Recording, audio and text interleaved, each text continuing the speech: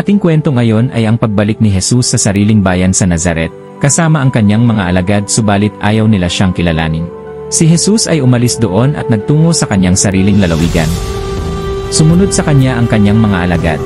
Nang sumapit ang Sabat, nagsimula siyang magturo sa sinagoga. Ang maraming nakarinig ay nanggilalas. Sinasabi nila, saan kinuha ng taong ito ang ganitong ang mga bagay? At ano itong karunungang ibinigay sa kanya na maging ang ganitong himala ay ginawa ng mga kamay niya? Hindi ba ito ang karpintero, ang anak ni Maria at kapatid nina Santiago, Jose, Judas at Simon?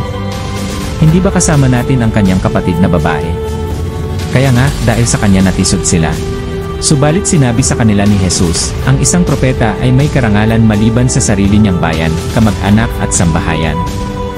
Si Jesus ay hindi makagawa roon ng himala maliban lamang sa ilang may sakit. Ipinatong niya sa kanila ang kanyang kamay at sila ay pinagaling. Namangha siya dahil wala silang pananampalataya. Gayunman pumunta siya sa mga nayon at nagturo roon,